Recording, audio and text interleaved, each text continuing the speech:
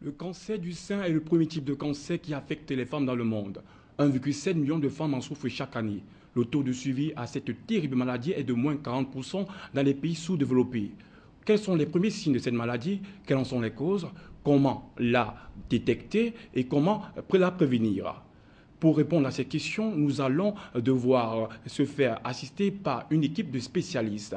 Mais avant, dans la continuité du souci de la santé maternelle et infantile, on va devoir vous annoncer un événement qui va contribuer en droite ligne pour rehausser la santé du bébé en Afrique centrale et pourquoi même pas dans toute l'Afrique entière. Le concours du plus beau bébé. Je vous présente son promoteur, Olivier Etoka. Bonsoir à tous les téléspectateurs qui nous suivent en ce moment, dans tout le monde entier, en Afrique particulièrement. Vous êtes promoteur du plus beau bébé. Qu'est-ce que c'est le plus beau bébé? En fait, par plus beau bébé, nous entendons le bébé qui aura rempli un certain nombre de critères. Parce que pour nous, le plus beau bébé, ça va au-delà de l'image. Vous savez, en Afrique, le plus souvent, on dit le plus beau bébé, c'est celui qui a une belle image. Il est tout gros, on ne sait pas s'il est suralimenté ou sous-alimenté. Et tout de suite, on le trouve beau. Et c'est pour ça que nous avons lancé ce concours, parce qu'en fait aussi, nous avions constaté qu'il y a beaucoup de parents qui évitent de vacciner leurs enfants, on ne sait pas pour quelle raison. Et donc, l'une des conditions dans notre concours... Mais avant, M. Olivier Etoka, oui. L'objectif du plus beau bébé, c'est quoi? Quelles sont les valeurs qui entourent cet événement? Disons qu'au fait, comme je le disais à l'entrée, nous allons au-delà de l'image. On parle bien du plus beau bébé, mais notre objectif, en fait, c'est de lutter contre la malnutrition.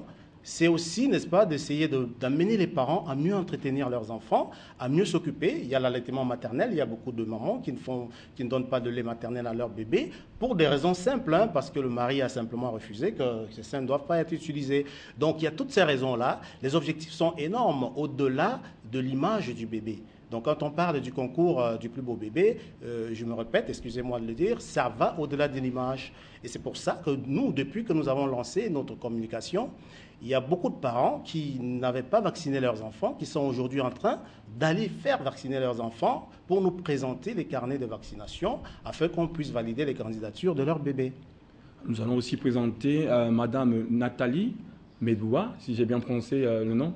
Mebouga. Mebouga. Voilà. Vous faites partie de l'événement. Quelles sont les conditions d'inscription pour le plus beau bébé ou bébé star? D'accord.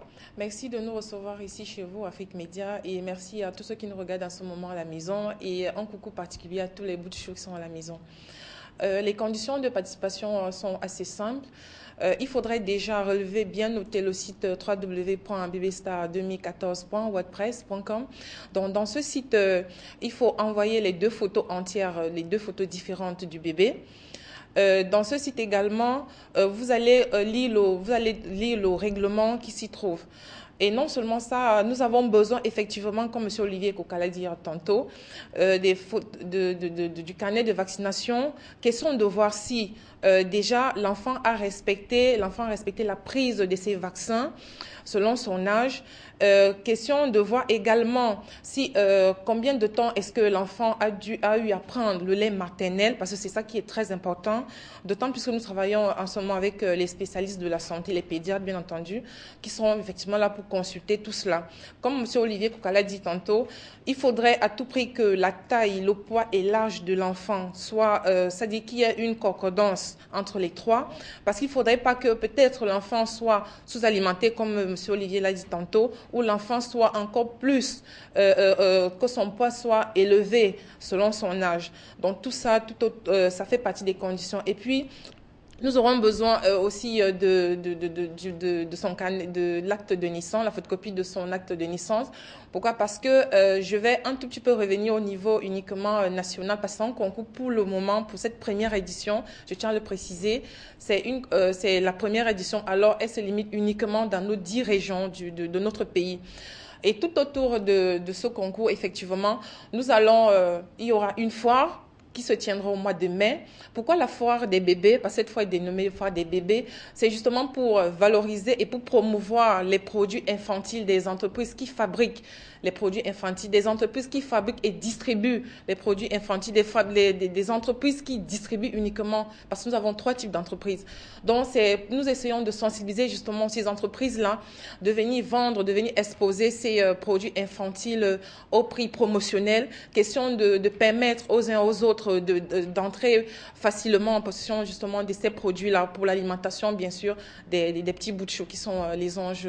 Voilà. Madame Nathalie, quelle est la tranche pour les bébés? C'est pas un bébé de 0 à 2 ans. À 2 ans, c'est un bébé. Quelle est la tranche requise pour admettre un bébé au concours? D'accord. Bien. Pour cette première édition, justement, la tranche d'âge est de 3 mois à 2 ans, 2 mois. C'est-à-dire 3 ans, 2 mois, 6 mois. Bien, l'année prochaine, si Dieu nous permet, justement, nous irons au-delà, c'est-à-dire nous allons, parce qu'il y aura les catégories et on va se limiter à 5 ans pour l'année prochaine. Donc, grosso modo, il faudrait un carnet pour la femme. Voilà, il faudrait un carnet de vaccination pour l'enfant, son acte de naissance. Comme je l'ai dit tantôt, ça concerne toutes les 10 régions. Question de savoir l'enfant appartient à telle région. Pourquoi? Parce que justement, à la fin, il y aura 2 bébés qui doivent, je vais dire, le jour de la finale qui se tiendra le 24 mai, en direct sur l'une des chaînes de télévision du pays, partenaire justement. Voilà. 2 bébés vont représenter chaque région. Alors au finish, justement, nous aurons 20 bébés. Avant ça, bien sûr, nous allons effectivement, la finale de ces bébés-là nous permettra également, il y aura une télé-réalité tout autour, question de voir effectivement comment est-ce que les parents prennent soin de leur progéniture à la maison, comment est-ce que, c'est pas les parents qui travaillent avant d'aller au boulot, comment est-ce qu'ils occupent d'abord de l'enfant avant de se rendre au travail. Et bon, voilà, tout autour, nous allons dévoiler tout ça au mois de mai, justement, lors de la télé-réalité.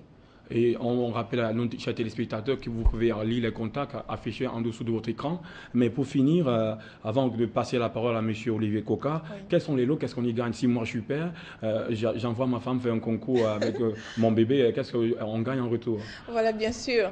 Alors, comme j'ai dit tantôt, la finale sera 20 bébés. Le premier, le deuxième, le troisième auront, bien sûr, je vais parler uniquement d'abord du premier, qui aura une somme de 500 000 francs. 500 000 francs, accompagnés bien entendu des lots. Et bien sûr, on s'est premier, deuxième, les lots seront à l'échelon, on va dire, et puis les 17 autres bébés recevront bien entendu les lots de consolation ainsi que leurs parents. Donc, il y a un ensemble de 2 millions de francs CFA pour ces lots-là à gagner. 2 millions, il y a de quoi s'inscrire et donner les envies de paternité. Voilà. Je parle pour ma part, monsieur Olivier Coca. Quelles sont les entreprises qui vous accompagnent? Sans vraiment citer le nom, quel est votre appui? Oui, pour l'instant, on ne va pas les citer parce qu'il y a des concurrences. Il y a plusieurs entreprises qui fabriquent des mêmes produits. Et nous sommes actuellement pour parler. Mais il faut le dire, au finish, on aura cité toutes ces entreprises, puisqu'on ne va pas se retrouver avec des entreprises qui font dans la même qualité de produit. Donc, mais il faut dire aussi que les portes restent ouvertes. On peut toujours nous contacter pour voir si une entreprise fabrique un produit pour bébé, peut-être de l'eau minérale ou encore des aliments autres, qu'ils nous contactent. Nous allons voir avec des négociations s'ils peuvent faire partie de ce grand projet africain et qui vraiment, c'est une grande première. Le concours national, le concours du plus beau bébé, c'est quelque chose d'extraordinaire parce que, comme je le disais et je tiens à le rappeler, la beauté du bébé va au-delà de l'image.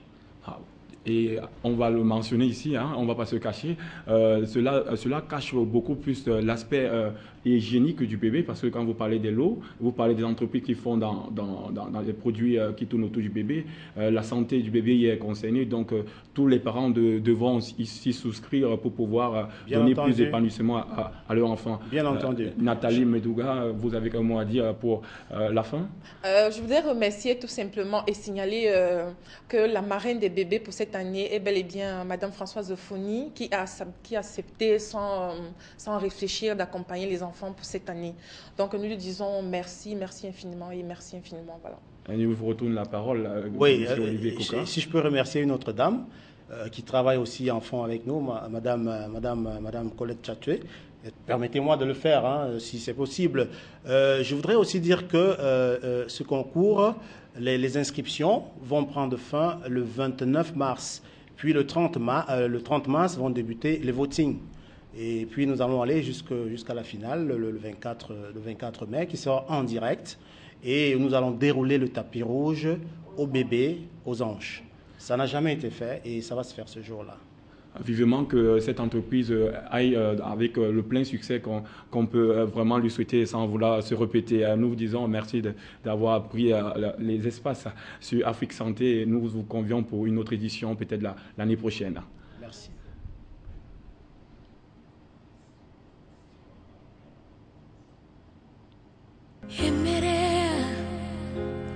Africa, the road we have traveled so far has been long. In 1994, when we opened our first office in Equatorial Guinea, we focused on an idea that few saw: a bank by and for the Equatorial Guineans. So today, half the people looking for a bank in this country choose CCEI Bank, and 65% of companies trust in us, because we were the first to open branches where none existed. Because we bet on the young and the old. In education, in healthcare, we also want to be with you.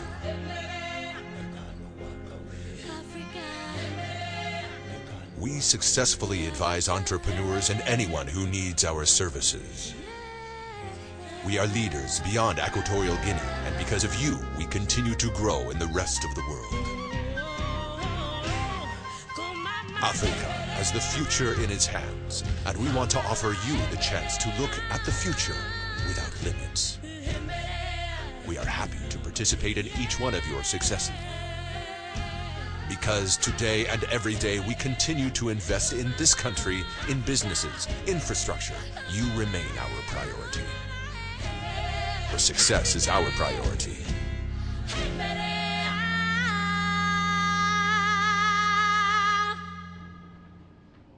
Madame et messieurs, nous l'avons promis et c'est chose faite actuellement. On parle du cancer du sein qui touche 1,7 million de femmes chaque année. Nos spécialistes sont là pour nous étayer le long d'une heure sur cette terrible maladie. Nous vous présentons le docteur Roger Tapa, notre consultant et que vous avez adopté. Bonsoir docteur Roger Tapa. Bonsoir Ulrich, bonsoir à tous les téléspectateurs de ce soir et c'est toujours avec le même plaisir qu'on se retrouve sur ce plateau. Et on espère être à la hauteur des attentes. Docteur Marjolaine Lantoum, qui est spécialiste en médecine interne, qui est la deuxième femme à prendre part sur nos plateaux. Nous vous accueillons bien haut et nous vous saluons encore. Si vous pouvez vous présenter au public qui nouvellement vous découvre. Bonsoir à tous les téléspectateurs. C'est un plaisir d'être ici et on espère avoir un petit discours par rapport à surtout la prévention du cancer de sein. Et je suis spécialiste en médecine interne, qui est une spécialité vraiment pour les adultes, les cancers, les maladies chroniques comme diabète, obésité et aussi bien sûr le cancer. Donc on espère entendre beaucoup de nouvelles choses qui vont vraiment aider la femme africaine aujourd'hui. Merci. C'est aussi notre espérance. Nous clôturons la présentation des panélistes spécialistes avec Dr Bekono, qui est gynécologue. Dr Bekono, bonsoir. Bonsoir. Bonsoir aux téléspectateurs. Nous parlons de ce soir d'un sujet qui nous intéresse parce que lorsqu'on a vu une sœur, une mère, une tante décédée d'un cancer, ça ne nous laisse pas indifférents. Et nous pensons qu'apporter quelque chose à ces femmes africaines nous sera nous pensons être utile ce soir. Nous pourrons leur apporter quelque chose de bien. Votre générosité touche tout droit le cœur d'Afrique Santé. Docteur Lantoum, la première question, qu'est-ce que c'est que le cancer du sein? Bon, dans des termes, disons, simples, on dit que le cancer du sein, c'est un cancer qui se trouve dans le sein. C'est ce qu'on peut dire, parce que le cancer peut se trouver n'importe où dans le corps. Mais ce que je veux vraiment dire aussi, c'est que ça peut être dans le sein, mais ce n'est pas seulement dans le sein, c'est aussi dans le reste du corps. Le cancer qui se trouve dans le sein est simplement un des symptômes d'un problème systémique. Et avec cette approche-là, on a des manières tellement innovatives pour vraiment gérer le cancer, prévenir le cancer et vraiment ne pas laisser le cancer être la pandémie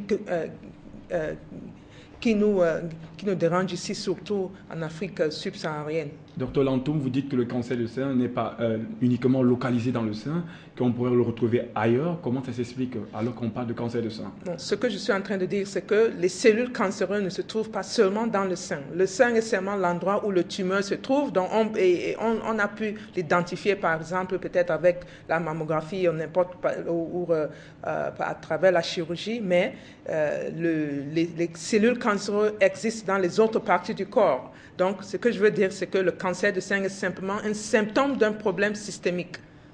Nous aurons tout le temps de comprendre avec l'étayage du Dr Tapa qui pourrait rajouter à cette définition du cancer du sein.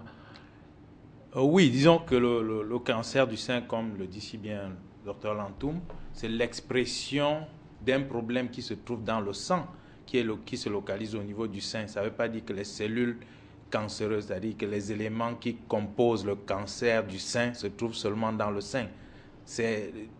Les cellules cancéreuses se retrouvent un peu partout, sauf qu'au niveau du sein, pour ce cas précis, il est plus matérialisé.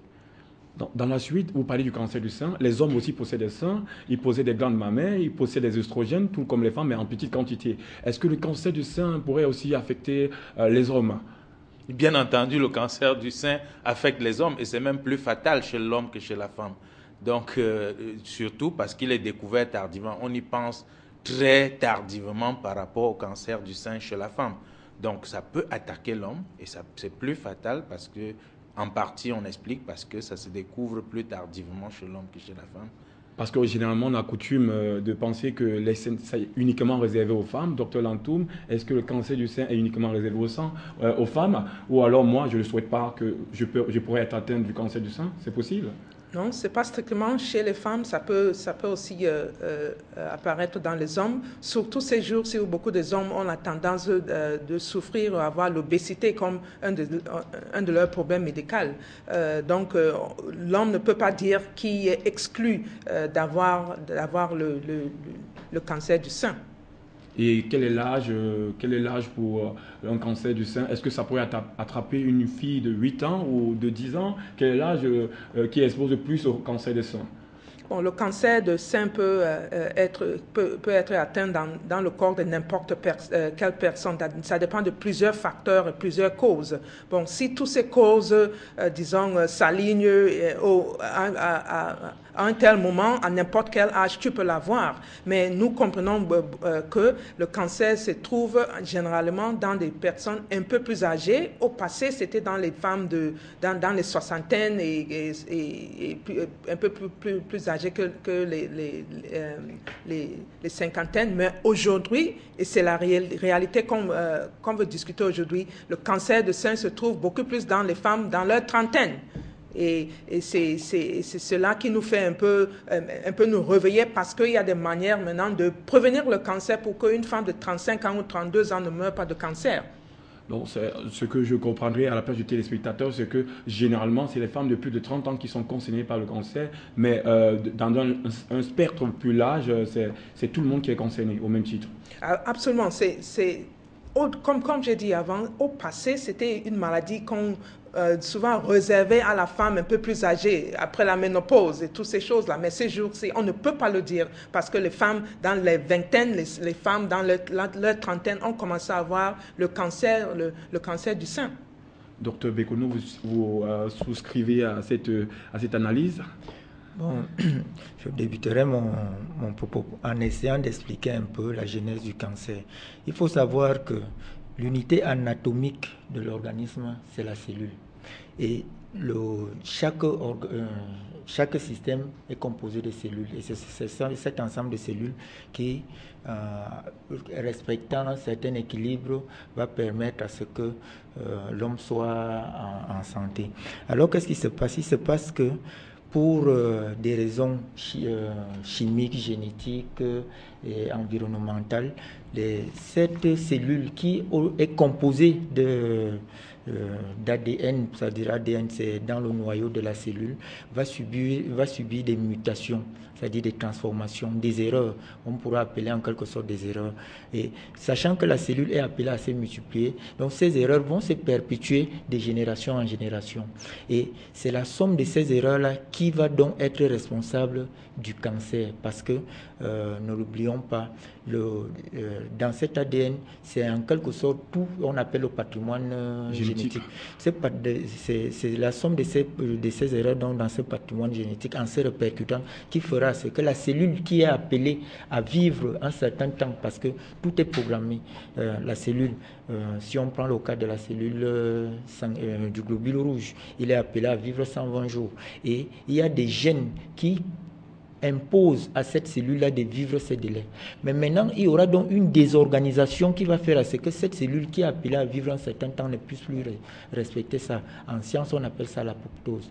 Et cette cellule donc qui va se multiplier va imposer aux cellules voisines un certain... sera un peu comme une occupation de l'espace. Alors que dans le cas normal, quand elles meurent, il y a une régénération. Donc, le cancer du sein serait la conséquence de plusieurs erreurs génétiques retenues au niveau de l'ADN? Non, au niveau de la cellule, ça peut être un lobule, ça peut être au niveau de la cellule, au niveau du canal galactophorique, qui va donc être à l'origine donc, lorsque des erreurs vont se perpétuer de génération en génération, on arrivera donc imposant maintenant cette désorganisation, on arrivera donc à un cancer. Au sortir de vos propos, ce qu'on peut retenir, c'est que le cancer du sein pourrait être d'origine génétique. Oui, le cancer du sein, on dit même que lorsqu'on découvre le cancer du sein, parce qu'en Europe, c'est une question qui a été posée tout à l'heure, le cancer est souvent découvert après 50 ans. Et sous certains cieux, c'est après 65 ans.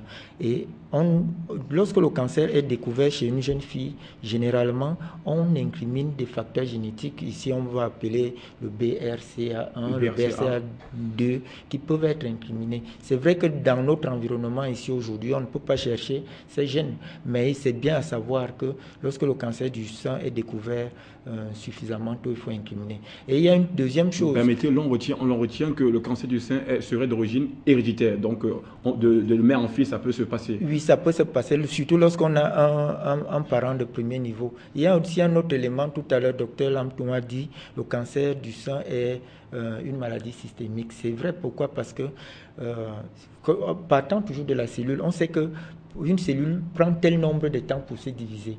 Et on estime aujourd'hui que pour qu'on arrive au stade du cancer du sein, cette cellule a au moins eu à faire, il y a eu au moins 30 divisions qui se sont passées au bout de 10 ans.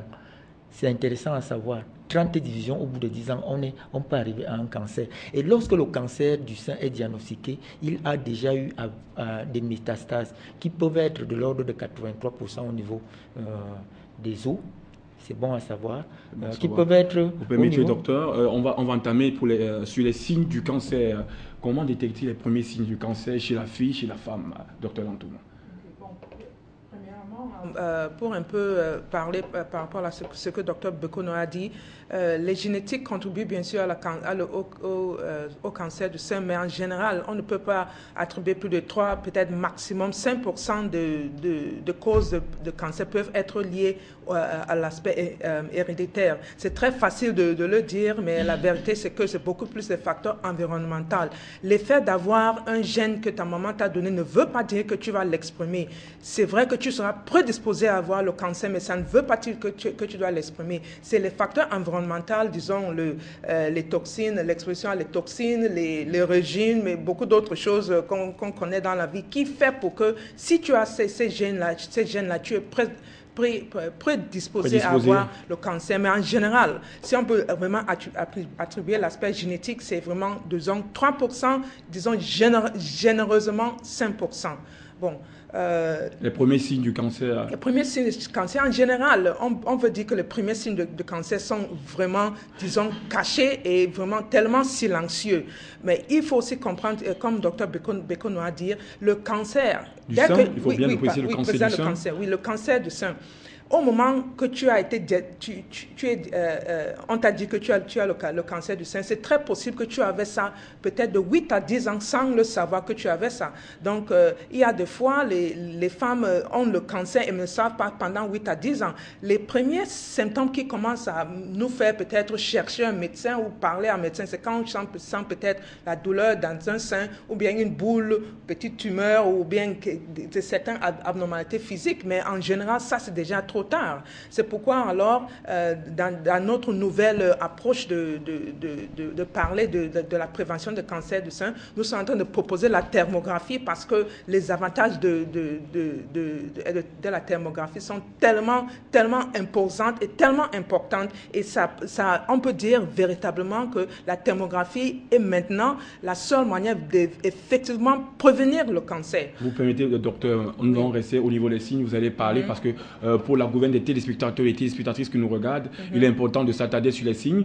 Comment est-ce que la téléspectatrice de l'autre côté à la maison pourrait se regarder la poitrine et détecter les premiers signes et aller chez le médecin? Docteur Tapa, quels sont les signes qu'on peut recenser pour pouvoir identifier cette telle maladie? Oui, disons que par rapport aux signes qu'on peut décrire, on ne peut pas être systématique. Les signes sont d'expressions différentes. Ça peut être l'apparition d'une peau d'orange au niveau du sein, ça peut être l'apparition d'un écoulement anormal au niveau du sein, ça peut être une douleur inexpliquée qui persiste au niveau du sein, ça peut être aussi dans certains cas juste une boule dans le sein qui n'est pas symétrique, c'est-à-dire qui ne se retrouve pas dans l'autre sein et qui ne s'explique pas. Et dans certains cas aussi, ça peut être vraiment sournois, c'est à l'occasion d'un bilan qu'on a l'impression que quelque chose ne va pas et on pousse plus loin pour savoir ce qu'il en est. Et dans les cancers du sein, comme dans les autres cancers, il y a des causes qu'on dit grosso modo en médecine idiopathiques, comme disait un de mes enseignants, pour cacher notre ignorance, parce que ces causes ne sont pas connues. Il y a des causes qui ne sont pas expliquées, il y a des causes inconnues de cancer également, et ça, il faut le savoir. Alors, si on pourrait dire, si la jeune fille ou la dame, on va essayer de rassembler tout le spectre. Si on a une boule au niveau de la poitrine dure, s'il y a un écoulement au niveau du mamelon qui peut être peut-être rougeâtre ou alors verdâtre ou alors une autre couleur qui semble suspecte, si la taille du sein ou la forme du sein apparaît irrégulière, et aussi on a parlé plus précisément, on voudrait parler de la peau d'orange. Parce qu'on a constaté qu'au niveau des seins, la peau s'épaissit, parfois il y a des lésions autour du sein, parfois lorsqu'il y a une tumeur, le mamelon s'aplatit. Alors ce sont les premiers signes et le sein prend un aspect piqué. Peut-être docteur Bekono pourrait enrichir cette liste de signes alarmants pour le cancer. Oui, il y a le prurite au niveau mamelonnaire. C'est-à-dire prurite? C'est-à-dire démangeaison. On peut avoir une démangeaison.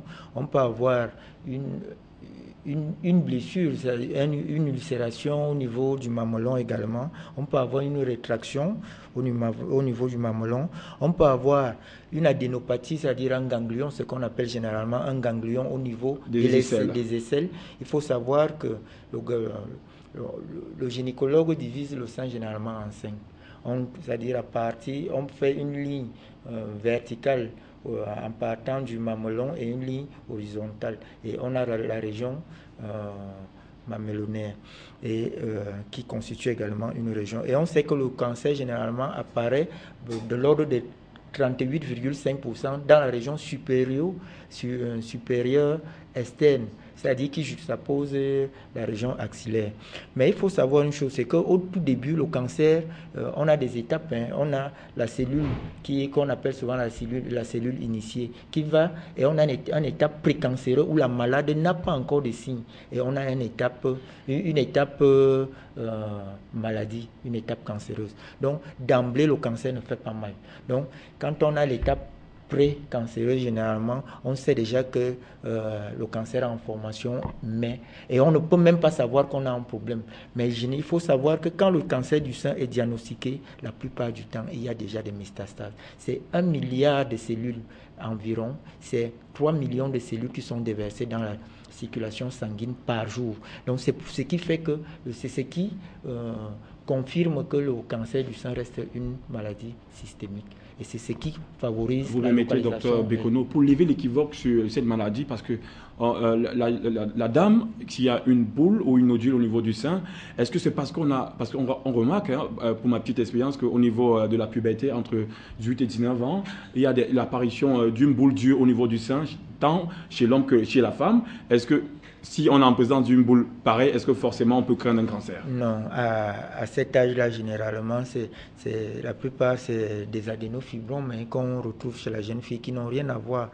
Mais quand vous avez une boule qui est suspecte, il est important de courir voir un médecin qui va analyser, parce que le diagnostic du cancer, il faut le retenir, est anatomopathologique. Ce n'est pas celui qui vous fera l'échographie qui vous dira que non, vous avez un cancer. Non. Il donne c'est un examen d'orientation, mais la certitude est faite après un prélèvement et un examen anatomopathologique qu'on vous dira que vous avez un cancer. Alors on va... Docteur Tapan, il faut préciser par rapport aux boules qui apparaissent dans le sein la notion de symétrie. C'est-à-dire que est-ce que dans les deux seins, vous avez la même boule? Auquel cas, il faut faire attention. Quand la boule est unilatérale, c'est en ce moment que ça a une signification pertinente. Parce qu'il y a des femmes, c'est-à-dire d'un côté du sein et pas dans l'autre. Très souvent, les femmes confondent les glandes. C'est-à-dire qu'elles touchent une boule à gauche, la même boule à droite, et du coup, elles paniquent. Il faut faire attention, quand elle est symétrique, elle est moins parlante qu'une boule asymétrique.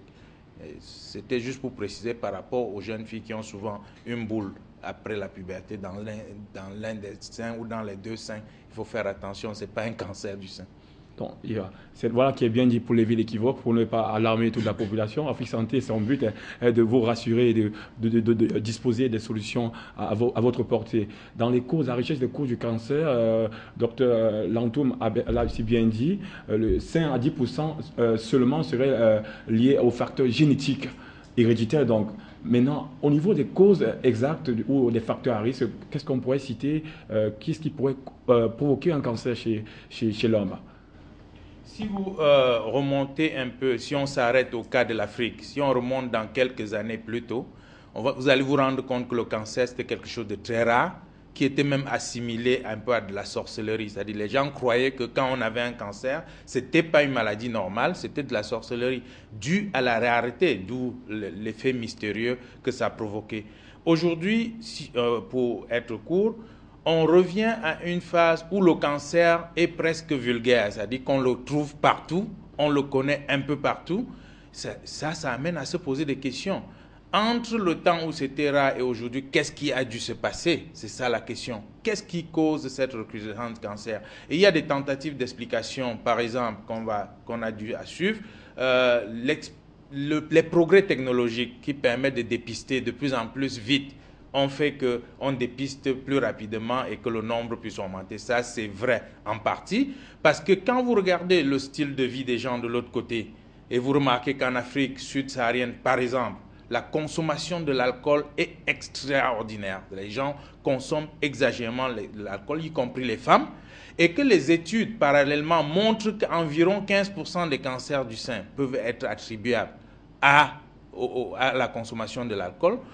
On comprend que les habitudes de consommation de ces toxines ont beaucoup joué dans l'augmentation des cas de cancer. Quand vous regardez l'évolution technologique au niveau de la nutrition, comment les gens se nourrissent aujourd'hui par rapport à il y a quelques années, vous vous rendez compte qu'on est passé d'une alimentation plus ou moins organique à une alimentation manufacturée, plus chimique et plus synthétique. Ça fait que on est en droit de se poser la question de savoir est-ce que la nutrition n'a pas beaucoup à voir avec le développement des cancers, ce qui concorde avec les études qui ont été faites jusqu'aujourd'hui.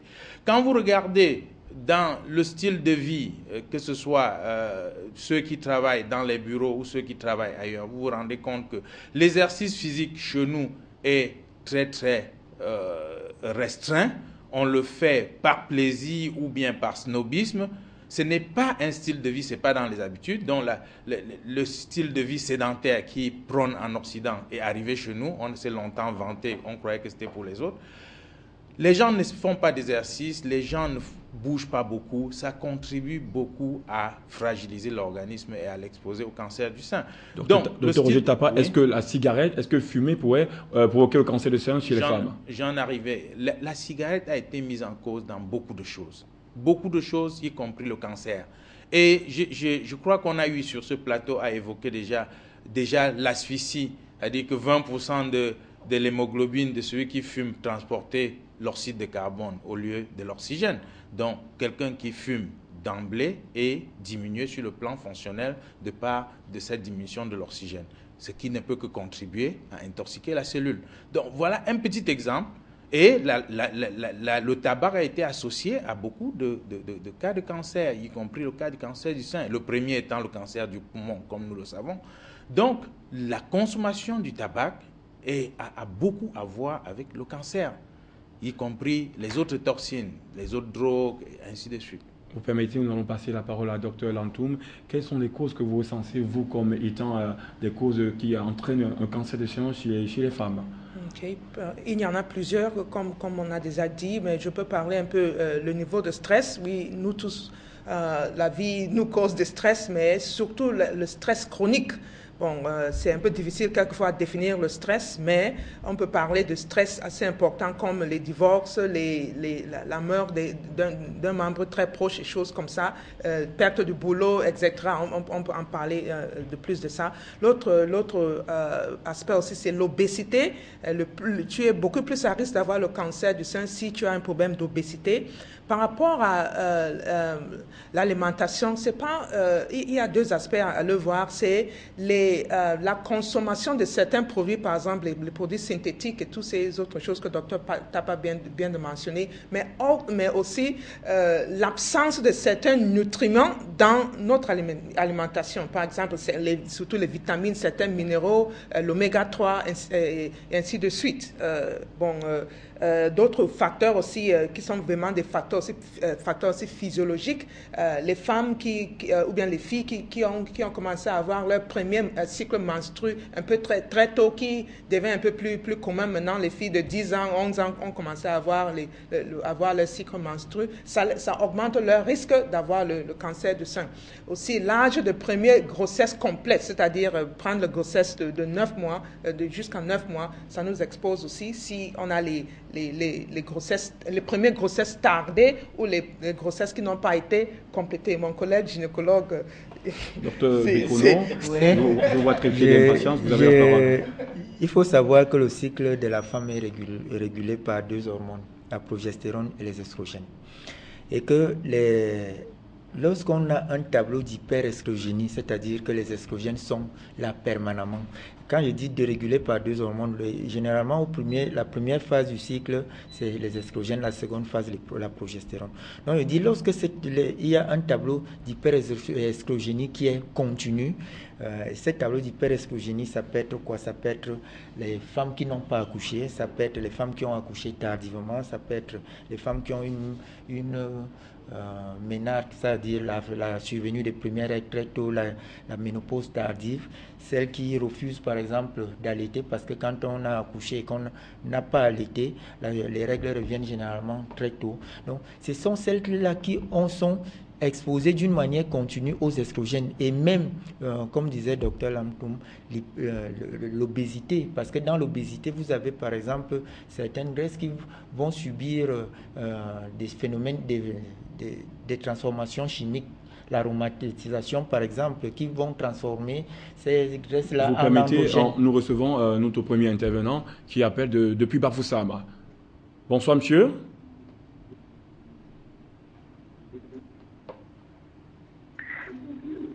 Bonsoir, monsieur. Bonsoir, nous vous écoutons. Bienvenue à Afrique Centrale. Oui, justement, la question dont je vais poser, c'est au niveau du cancer où ma maman, elle a souffert pour longtemps.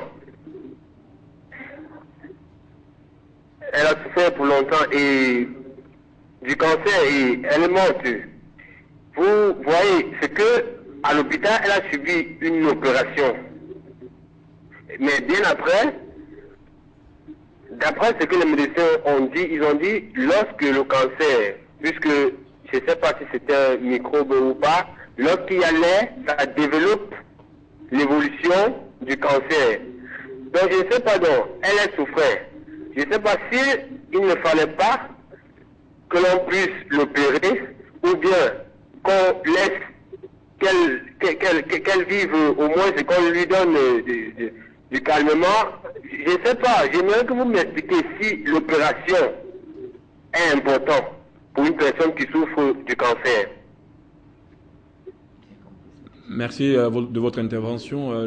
L'intervenant voulait savoir s'il est nécessaire d'opérer automatiquement ou systématiquement lorsqu'on souffre d'un cancer du sein. Non, avant d'opérer un cancer, le clinicien va essayer de voir en fonction de... va essayer d'évaluer à quel stade se trouve ce malade. Parce qu'il y a des cancers qui ne sont plus opérables, où il faut accompagner directement cette personne vers la mort. Lorsque c'est un stade opérable, on va opérer cette dame pour essayer de... Mais j'ai dit tout à l'heure que le cancer du sang, il faut le retenir, c'est 3 millions de cellules qui sont déversées dans la circulation sanguine.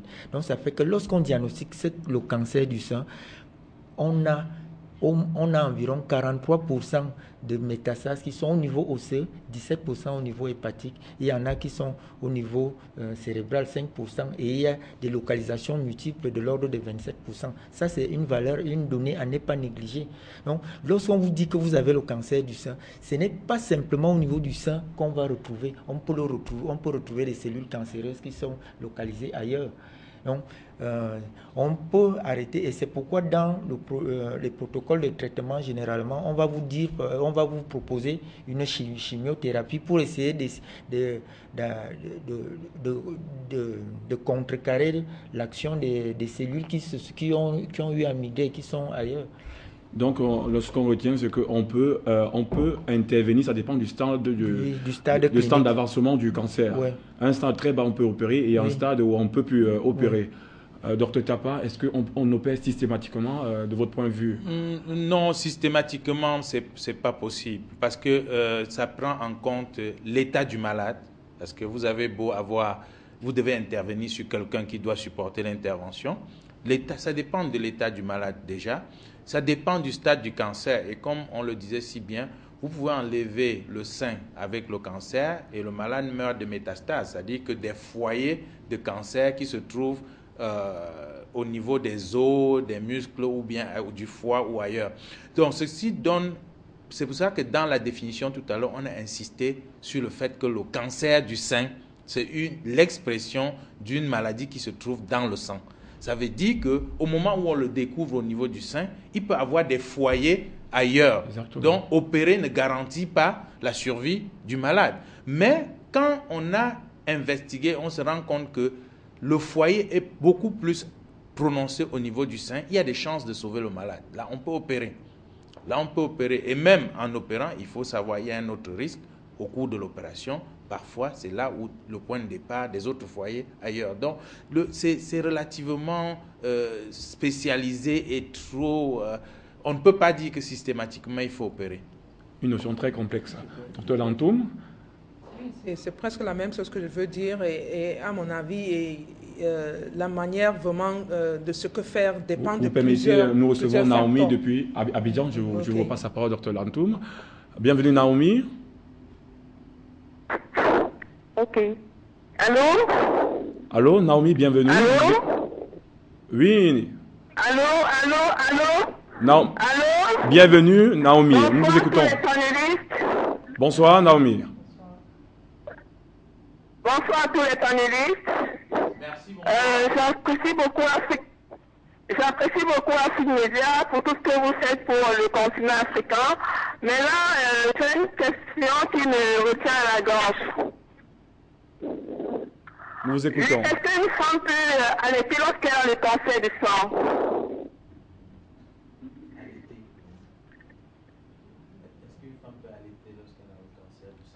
Est-ce qu'une femme peut allaiter quand elle a un cancer du sein? Docteur Lantoum, vous avez vraiment la question. Oui, ça dépend de plusieurs choses. Premièrement, quel est le stade de cancer du sein? Deuxièmement, est-ce qu'elle est sur traitement? Il y a tellement plusieurs facteurs à considérer.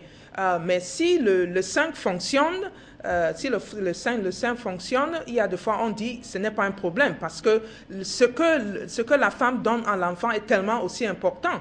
Okay? Ça ne veut pas dire que si elle allaite l'enfant aura aussi le cancer. Okay? Donc, ce n'est pas une question qui est, bon, il n'y a pas le oui et le non, absolument. Il y a tellement de facteurs à considérer. Tellement de facteurs. Il ne faut pas oublier que beaucoup de femmes ont le cancer de sein sans même le savoir et elles sont en train d'allaiter leur enfant. Donc, c'est parce qu'on est au courant de ça que peut-être ça peut devenir un peu un problème à ce stade-là. Mais il ne faut pas oublier que les femmes ont le cancer de sein pendant 8 à 10 ans avant même d'être diagnostiquées. Donc, il ne faut pas imaginer que toutes les femmes qui allaitent n'ont pas le cancer du sein. Il y a des cas où le cancer, on le trouve même pendant la grossesse. Bon, j'espère que j'ai... Ça ne présente aucun risque pour le bébé qui allait qu'une femme ait un cancer de sein. À mon avis, ça ne présente pas de risque si on n'a pas, par exemple, donné à la femme un médicament ou bien d'autres choses pour régler ce problème qui peut maintenant atteindre l'enfant. Si, par exemple, le sein est encore en bonne santé, le lait sort bien et le lait est de bonne qualité, ça va. Mais toutes ces choses encore, c'est à analyser. C'est pourquoi elle doit être avec un médecin qui peut bien l'aider à prendre cette décision par rapport à l'allaitement de l'enfant. Docteur Tapa, s'il arrive qu'un sein, on pratique l'ablation lorsqu'il y a cancer de sein, avec un sein qui fonctionne, une dame pourrait allaiter son enfant avec un suivi médical. C'est possible. Donc il ne faut pas crier au désastre lorsqu'on a un cancer de sein et qu'on a un enfant sous la main. Disons que, comme disait le docteur Lantoum, ça dépend de beaucoup de facteurs. Est-ce qu'on est obligé de faire allaiter cette femme avec son handicap? C'est ça la question qu'il faut se poser. Si oui, est-ce que le lait que l'enfant va prendre le contamine ou bien représente un danger pour lui? Ça, c'est des choses à évaluer. Donc, dans tous les cas, je ne pense pas que l'une des voies de contamination ou bien de contamination du cancer du sein, ce n'est pas l'allaitement maternel, à ce que je sache. Donc, ça ne peut pas constituer l'absence d'un...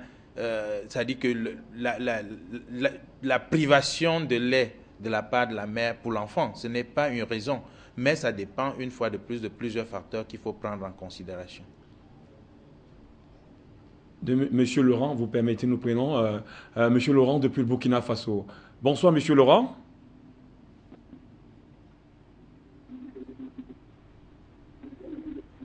Bonsoir monsieur. Bienvenue Monsieur Laurent. Bonsoir monsieur. Bonsoir, Monsieur Laurent.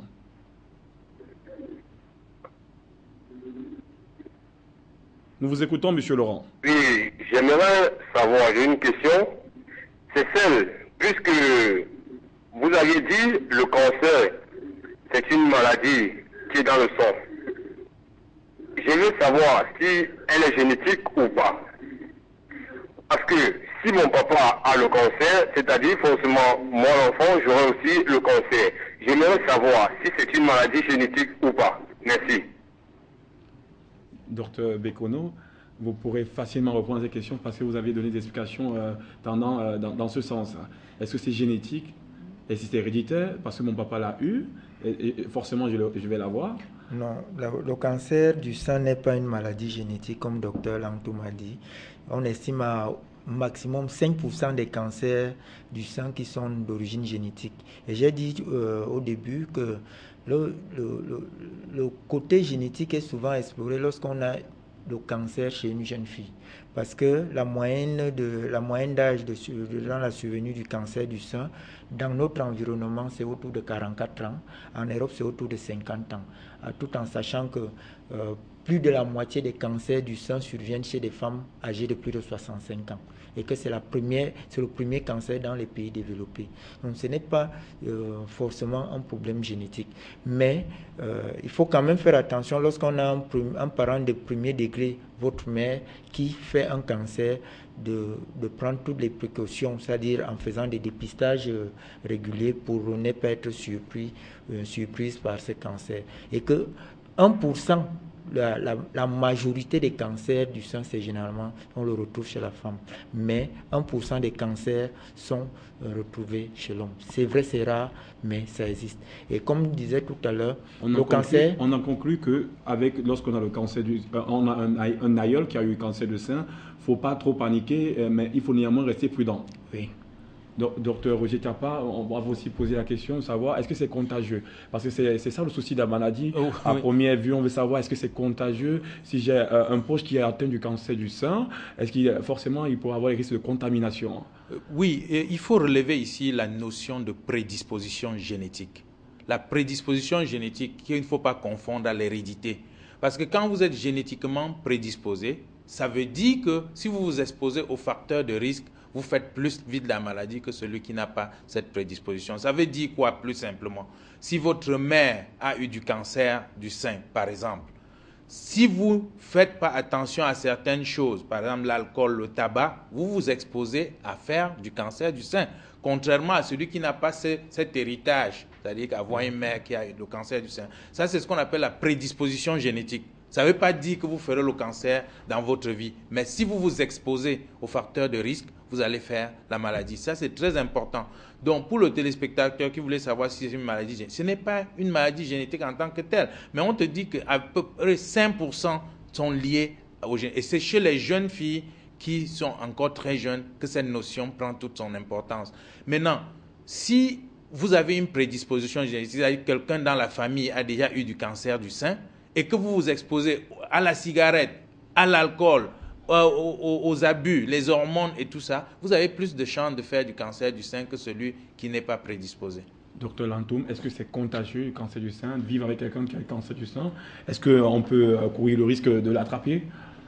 Bon, je dis souvent que si vous mangez les mêmes nourritures, si nous mangeons les mêmes nourritures, nous aurons les mêmes problèmes médicaux. C'est pourquoi tu peux voir un mari et une femme avec presque le même problème, diabète, obésité, etc. Bon, si dans votre famille, vous avez l'habitude de faire vous avez certaines habitudes alimentaires, vous avez les mêmes risques. Donc, si ton père, peut-être, il faisait telle ou telle chose qui a augmenté son risque de cancer et tu existais dans cet environnement, c'est aussi très possible que tu auras ça. Bientôt, ça va paraître comme c'est parce que ton père a eu ça et tu as eu ça, c'est génétique. Pas forcément. C'est parce que vous êtes exposés dans le même environnement, surtout alimentaire, les nourritures, vos habitudes de vie, etc. Bon, donc c'est pas contagieux. Et comme je dis encore, l'effet d'avoir une gène ne veut pas dire que tu auras la maladie. C'est pas ça forcément. Et en ce qui concerne les pubertés précoces, Dr Tapa a mentionné la puberté, Dr Bekono a parlé de puberté précoce et de grossesse tardive. Pour les pubertés précoces, pour la fille de 12 ans qui fait une puberté précoce, ça la prédispose aussi au cancer, c'est ça? Effectivement, c'est ce que le docteur Lantoum a expliqué tout à l'heure. Ce conflit hormonal entre les deux types d'hormones dont expliquait Dr Bekono tout à l'heure, c'est-à-dire progestérone, œstrogène. Docteur Tapa, vous permettez, nous recevons Laurent depuis l'Afrique du Sud. Bonsoir et bienvenue, docteur Laurent. Allô? Nous vous écoutons, monsieur Laurent. Allô? Oui, bonsoir. Bonsoir, monsieur Laurent. Bonsoir tous les panélistes. Moi, c'est monsieur Michael depuis l'Afrique du Sud. Je suis vraiment très fier de votre émission. Vraiment, j'apprécie Afrique Média pour tout ce qu'ils font pour le monde entier. J'ai pris votre émission à court et ma préoccupation est la suivante. J'aimerais savoir quels sont les symptômes, quelles sont d'abord les causes et puis les symptômes du cancer du sein.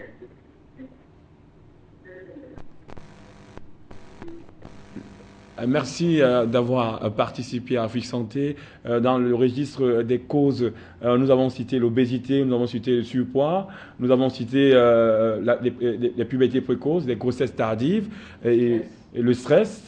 Et je voulais aussi, dans le même alignement, savoir si on a déploré l'industrie de préparation alimentaire. C'est bien cela. Ouais, on a dénombré l'acide transgras qu'on retrouve dans le pain, le biscuit, les chips, les pâtes à pizza. Est-ce que manger du pain aujourd'hui serait un facteur de risque pour le cancer du sein? Docteur Tapa. Manger du pain. Si on décrète aujourd'hui que le pain c'est un risque pour le cancer du sein, ça veut dire que même les adolescents bientôt seront des victimes de maladies, de cancer du sein. Ce qu'il faut retenir, c'est que quand on dit qu'il y a un risque à consommer un aliment, ça ne veut pas dire qu'il ne faut pas consommer l'aliment du tout. Ça veut dire qu'il faut intervenir, faire intervenir des bonnes habitudes alimentaires, c'est-à-dire la notion de qualité, la notion de quantité et la notion de fréquence. On ne reviendra jamais là-dessus assez, que ce soit pour le cancer ou pour autre maladie. D'une fois que vous dites à quelqu'un qui ne peut plus jamais manger telle chose, vous l'avez tué de moitié.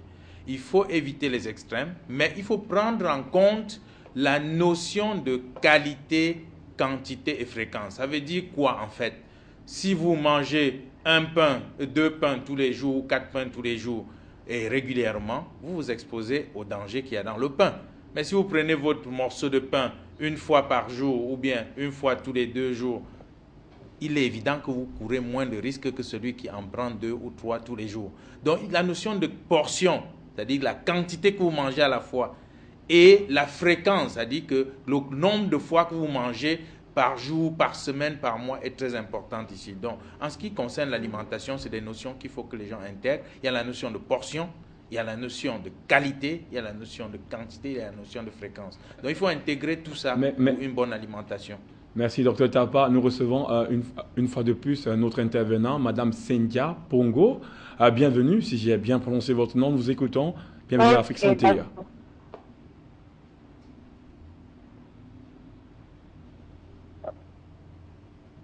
Allô?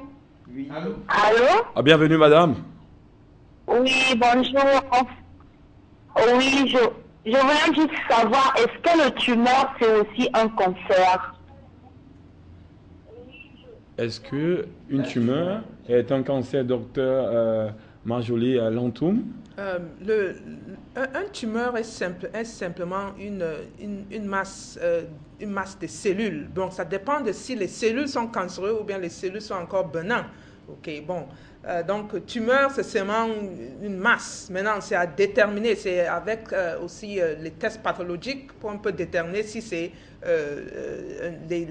les cellules sont cancéreuses ou pas. Parce qu'il ne faut pas oublier que oui, on parle de beaucoup de cancers du sein, mais la plupart des boules qu'on trouve dans les femmes ne sont pas cancéreux. Il y a les kystes, il y a les fibroadénomes et beaucoup d'autres choses. Donc oui, c'est vrai que le cancer est important, mais il ne faut pas qu'on oublie que la plupart des masses qu'on trouve dans le sein sont bénins. Donc tumeur ne veut pas dire cancer.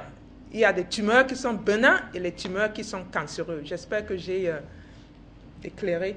Docteur Bekono, vous avez à rajouter dans l'explication que Docteur Lantoum vient de faire. Dans le chapitre des graisses animales comme cause du cancer du sein, nous sommes en Afrique, on vit aussi de la chasse, hein, il faut bien le préciser. Dans les graisses animales, Docteur Lantoum, est-ce qu'on pourrait... il est dit hein, que les graisses animales, la consommation abusive des graisses animales pourrait exposer au cancer du sein. Moi, je suis vraiment très friand de cette viande-là, viande animale. Est-ce que je courais le risque d'avoir un cancer du sein un de ces jours? Bon, par rapport à la protéine qui vient de l'animal, c'est connu qu'il y a certaines protéines des animaux qui peuvent être les promoteurs de cancer du sein. Mais ça ne veut pas dire que si tu manges la viande, tu auras le cancer du sein. Il y a les tribus et les ethnies dans le monde qui mangent seulement la viande et si tu pars parmi eux, tu ne vas pas avoir le cancer. Donc, c'est encore les autres facteurs, les autres risques à qui tu es prédisposé. Ce n'est pas forcément la viande ou bien l'aspect animal. Donc, pour généraliser ça dans telle manière, ce n'est pas vraiment correct parce qu'il y a beaucoup de gens qui mangent seulement la viande et ils n'ont pas le cancer. Donc, avis aux amateurs de viande fraîche ou de viande animale, vous ne courez aucun risque. Si vous consommez, comme Dr Tapa l'a dit, vous surveillez votre fréquence et la quantité à consommer. Docteur Bekono, dans le chapitre du dépistage, une fois qu'on a ces signes chez la femme enceinte, il faut le dire par la femme enceinte nécessairement, l'écoulement mamelonnaire qui est d'une couleur bizarre, la taille de sein qui est difforme et l'aspect peau d'orange, on est en présence des signaux qui attestent du cancer du sein. Comment fait-on pour dépister ce cancer du sein? Une fois que cette femme a recensé tous ces signaux, qu'est-ce qu'elle a à faire? C'est d'aller vers un médecin.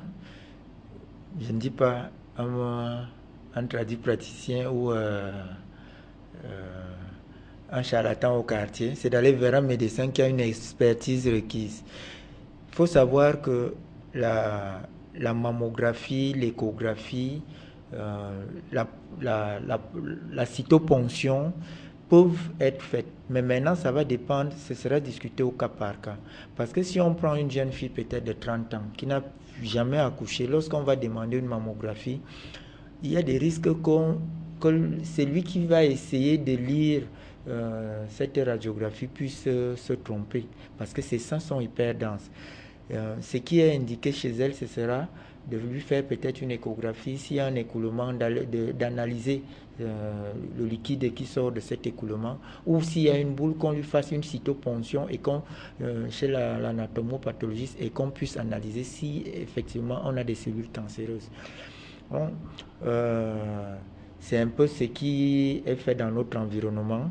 Donc, on retient l'échographie, la mammographie et l'échographie, la mammographie et la cytoponction ou la biopsie, parce que c'est une forme de biopsie.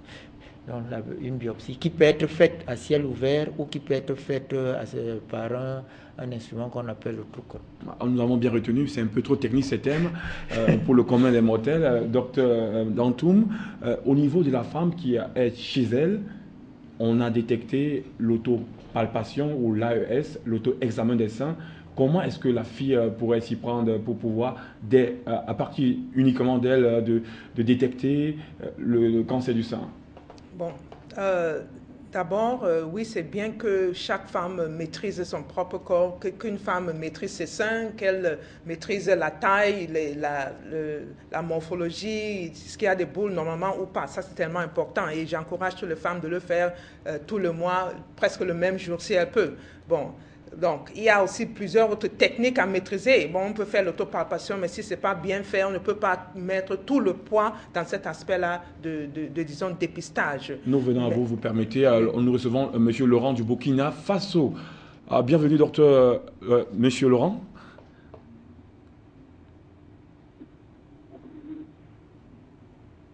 Bienvenue, M. Laurent. Oui, merci encore une fois de plus de me donner encore cette opportunité. Et je suis tellement fier de la chaîne Afrique Média. Et vous avez répondu à ma question et je suis vraiment content. J'avais encore une deuxième question, celle qui me préoccupe tellement. À savoir, le cancer, c'est une maladie. Quel est le microbe qui cause le cancer? Merci.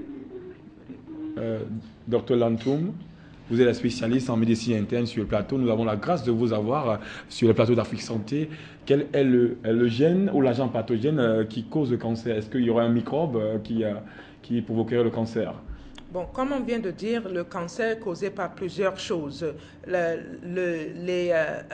microbes ont un rôle dans le cancer. Ce n'est pas forcément dans tout le cancer, mais dans certains cancers, les microbes ont des rôles.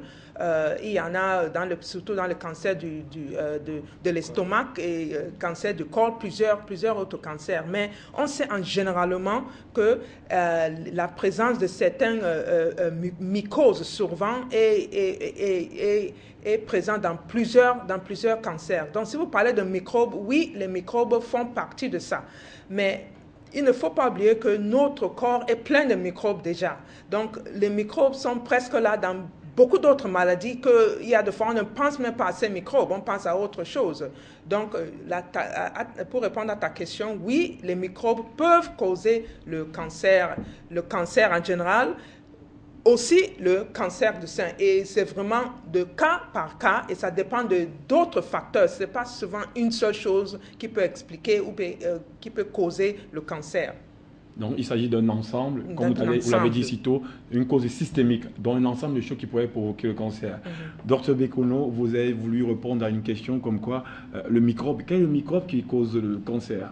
Le microbe, comme Dr Lantoum a dit, peut être une des causes. Mais il faut savoir que dans le cas des cancers, généralement, c'est l'erreur part du patrimoine génétique. Parce qu'il y a un code qui est bien régulé, bien établi et qui doit être transmis de mère en fils. C'est-à-dire, si on prend aujourd'hui une cellule mère qui donne des cellules filles, ces cellules filles seront des cellules mères demain qui donneront des cellules filles. Et il faut un certain temps pour qu'une cellule puisse se diviser. C'est pourquoi j'ai dit tout à l'heure, lorsqu'on a une erreur dans ce patrimoine génétique, il faut en moyenne 10 divisions, 30 divisions qui se feront au bout de 10 ans pour avoir un cancer du sein. Là, on vous a suivi. Je sais que pour le palud, il y a le Plasmodium falciparum qui est un agent pathogène.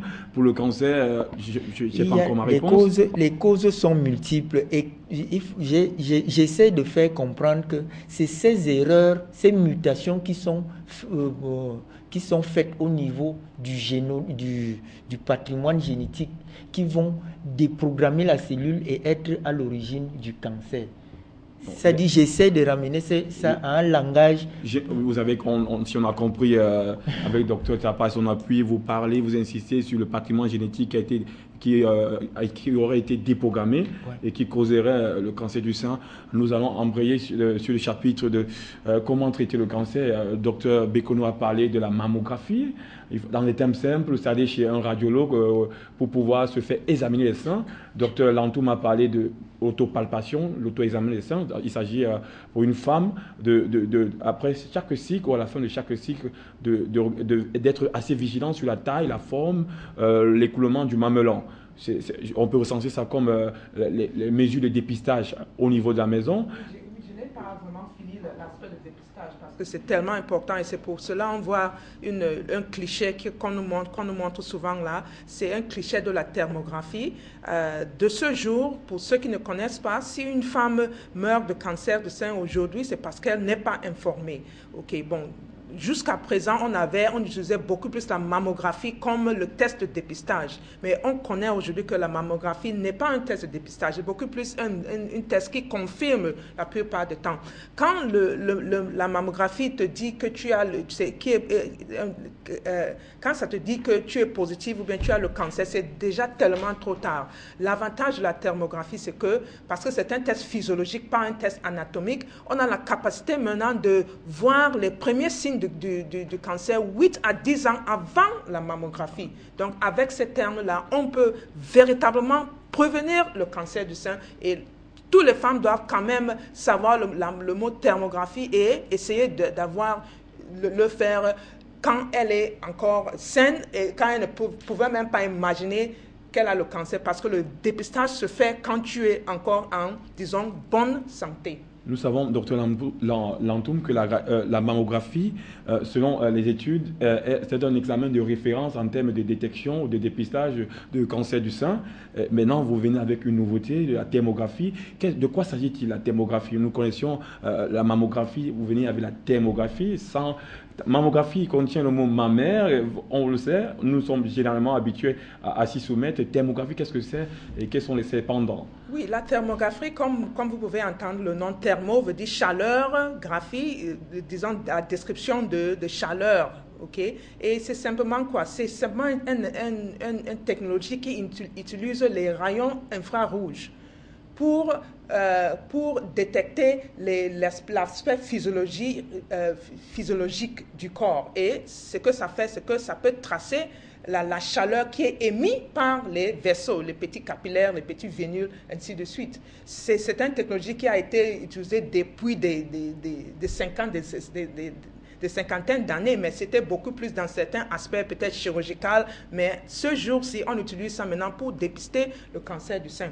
Qu'est-ce que c'est? L'infrarouge, c'est un test où la femme se met assise là et on prend une caméra infrarouge et elle est nue et on prend une photo. Et avec ça, on peut voir les vaisseaux qui sont en train de se produire pour aller alimenter, disons, les tumeurs ou bien les débuts de tumeurs 8 à 10 ans avant la mammographie. Quand la mammographie te dit que tu as le cancer, c'est déjà trop tard. C'est pourquoi tu peux voir une femme qui fait systématiquement des mammographies chaque année, et puis 8e année, le médecin, on lui dit les mauvaises tu as le cancer, mais je faisais la mammographie chaque année.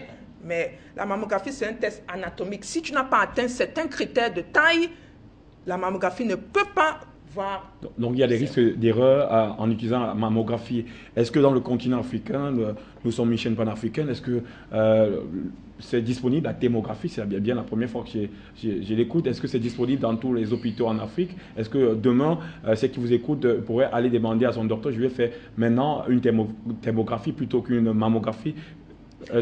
Absolument. Avec toutes ces choses-là, les choses qui commencent à venir, quelquefois sont difficiles à trouver, mais avec du temps, ça va devenir un peu plus facile à le trouver. On peut dire que dans plusieurs pays en Afrique, il y a la thermographie, mais ce n'est pas aussi facile à trouver comme la mammographie. Mais si tu insistes, tu vas le trouver. C'est ça que je peux dire. Docteur Tapa, qu'est-ce que vous pouvez dire pour le bien des téléspectateurs et des futures patientes que vous recevez? Oui, je voulais juste rajouter que Dr Lantoum pose là un problème qui est très sérieux aujourd'hui, pas seulement en Afrique, mais aux États-Unis. Le problème est d'actualité. La question de savoir l'importance du mammogramme dans le dépistage du sein est d'actualité et c'est trop controversial. Et c'est toujours intéressant de comprendre qu'il y a d'autres méthodes, des alternatives qui peuvent remplacer cette méthode avec beaucoup de succès. Il est évident que si on regarde nos hôpitaux aujourd'hui, on ne va pas voir la thermographie, ça c'est loin. Mais on encourage beaucoup les hôpitaux à regarder avec beaucoup d'attention et à vulgariser cette méthode qui est beaucoup plus d'actualité aujourd'hui et qui dépiste longtemps à l'avance. Monsieur Salomon, depuis Douala, nous vous écoutons, Monsieur Salomon. Bonsoir, monsieur, à tous les panélistes. Bonsoir. Bonsoir, monsieur. Allô? Bonsoir à tous les panélistes. Bonsoir, monsieur, nous vous écoutons. Je voudrais savoir, hormis les techniques dont vous parlez tout à l'heure là, il n'y a pas une façon de soigner le cancer du sein. Monsieur, malheureusement, il est parti. Hormis les techniques dont vous disposez actuellement, dont vous faites dont vous disposez actuellement, il n'y a pas une autre technique qui puisse permettre de soigner le cancer efficacement. Oui, d'autres techniques qui peuvent permettre de dépister le cancer simplement. On a parlé de la clinique, c'est-à-dire déjà on pouvait observer des signes qui vous réfèrent immédiatement chez le médecin et on peut continuer maintenant à explorer pour savoir s'il y a le cancer ou pas. On a parlé de l'environnement également. Il faut prendre en compte tout ça, mais sachez qu'on ne pourra parler du cancer effectivement que quand vous avez consulté un spécialiste qui met tous les facteurs ensemble et les examens pour déterminer si vous avez définitivement le cancer ou pas. Ici, l'intérêt de la thermographie, c'est dans la prévention, parce que ça peut dépister longtemps à l'avance les signes qui sont en train de vous conduire vers le cancer du sein. C'est ça l'intérêt. Et c'est beaucoup rapide, c'est beaucoup plus précoce et c'est pour ça qu'on encourage. Et généralement, Dr Lantoum, pour traiter le cancer, on voit les femmes avec un sein qui leur manque pour traiter le cancer. C'est-à-dire, pour ma part, c'est soustraire le sein. L'ablation mammaire, on la voit avec un sein pour traiter la maladie. On voit d'autres, la tumérectomie, c'est l'une des solutions pour enlever la tumeur. Quelle est autre méthode de traitement du cancer, mis à part l'ablation, la tumérectomie, c'est-à-dire enlever la tumeur cancéreuse? Il y a d'autres méthodes de traitement. Okay. Nous sommes en train d'entrer dans le cadre de la médecine alternative où quelqu'un peut choisir de ne pas utiliser la chimiothérapie, la chirurgie et la radiothérapie pour se soigner du cancer. Il faut comprendre que c'est très possible de soigner le cancer sans ces méthodes conventionnelles. Et qu'est-ce que ça veut dire? Ce n'est pas simplement prendre les vitamines parce que on fait souvent l'erreur de penser que la médecine alternative, c'est seulement les vitamines. Non, la médecine alternative est comprise de plusieurs méthodes de traitement, y compris, oui, les vitamines, certains nutriments, et ce n'est pas dans n'importe quelle dose. Il y a des doses précises, il y a des protocoles précises dans la médecine alternative pour soigner ces cancers. Et souvent, la médecine alternative a la tendance de de ne pas faire les choses invasives, c'est-à-dire réserver vraiment les choses comme la chirurgie, vraiment si le malade est vraiment à risque tellement élevé lié à ces tumeurs. À ces tumeurs. À ces choses-là. Nous recevons Valérie depuis Douala, Cameroun. Bonsoir Valérie.